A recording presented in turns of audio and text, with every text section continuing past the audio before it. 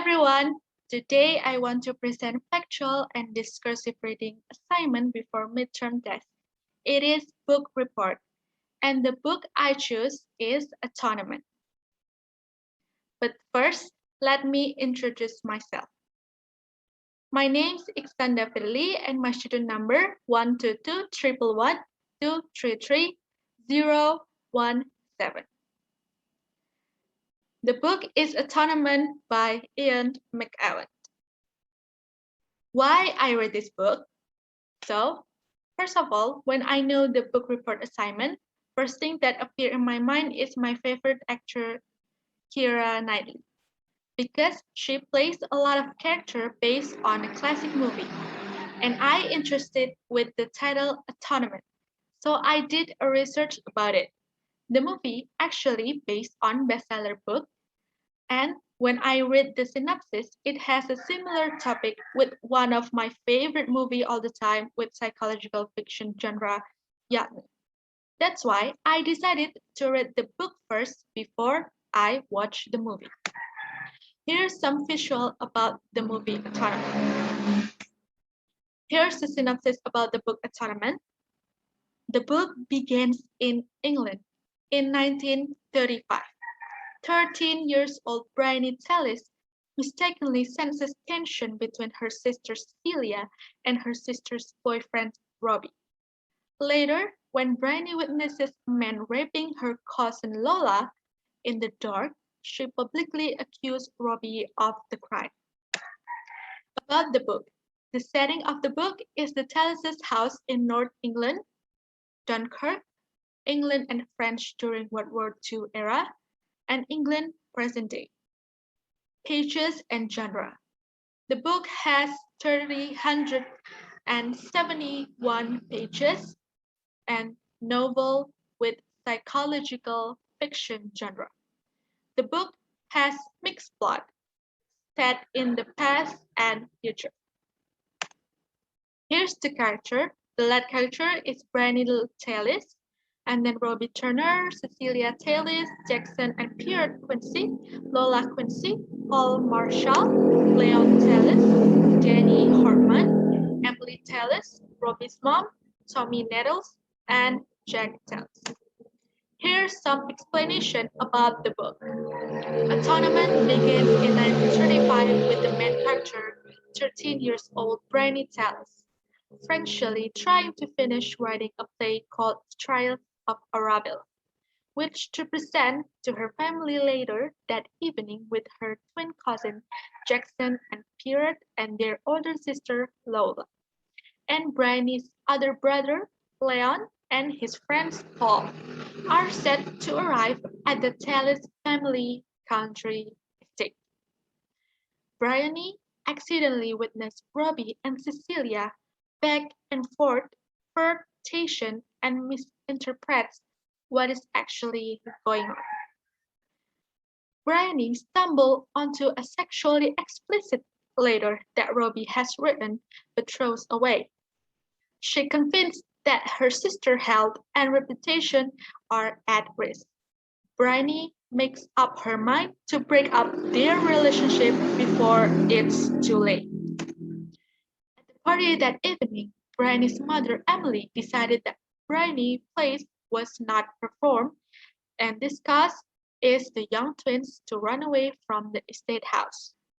During the search, Lola is attacked and raped. Bryony is the only witness.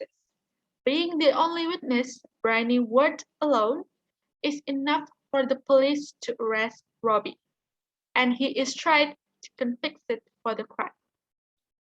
Part 2 of the book takes place in France during World War II, as Robbie and two other British soldiers are trying to make their way to Dunkirk when they hope to be evacuated. After serving several years in prison, Robbie was given an opportunity to commute his sentence in return for service to his country during the war. In part 3, we return to Bryony Tallis. The war is still raging, and Bryony is now working as a nurse. We learned that several years ago, after seeing certain telltale, stretches on Paul Marshall, Bryony realized that it was Paul, her brother's friend, and not Robbie, who raped Lola. Paul and Lola have since married, and Bryony decided to punish herself by giving up her life of money and entitlement to work for the war effort. While going about her duties, Bryony happens across one of the men traveled to Dunkirk with Robbie and learns he has made it back alive. She goes at once to see her sister Cecilia to tell her the news. Upon arrival, she finds Cecilia and Robbie have already found one another. Brandy tells them that she will go immediately to the authorities and sign any document necessary to clear his name. But they tell her not to bother, as they want nothing more to do with her. Then realize it is too late.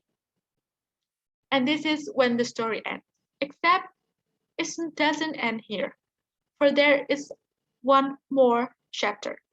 Up to this point, the story is told in third person, but in the last chapter, it switched to Bryony's first point of view.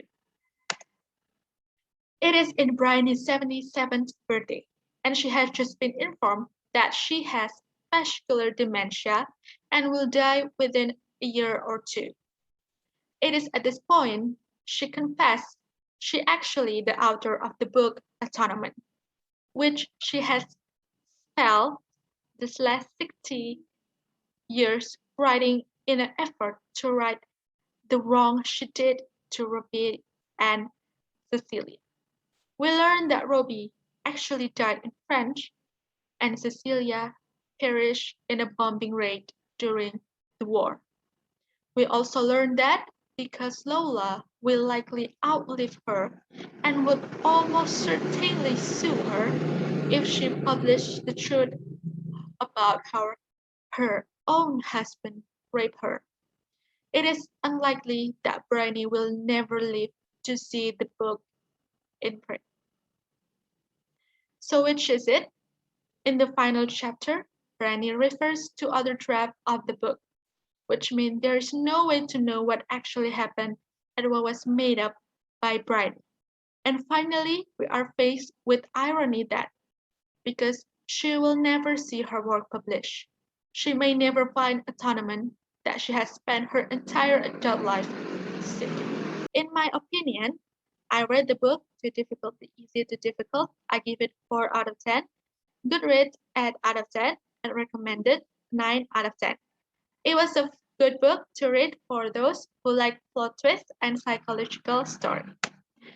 My opinion, general opinion, the writing was masterful, the characters well developed, the story itself fascinating with many twists and turns.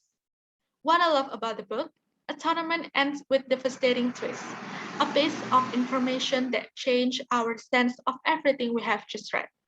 What I hate, if the book suffers for anything, it might be a little slow in some places and move too fast in others. Finally, it's my favorite quotation in the book. A person is among all else material things, easily torn, not easily mended. Ian McEwan, Atonement. Finally, that's all. Thank you for your nice attention and see you in another book report. Thank you. Bye.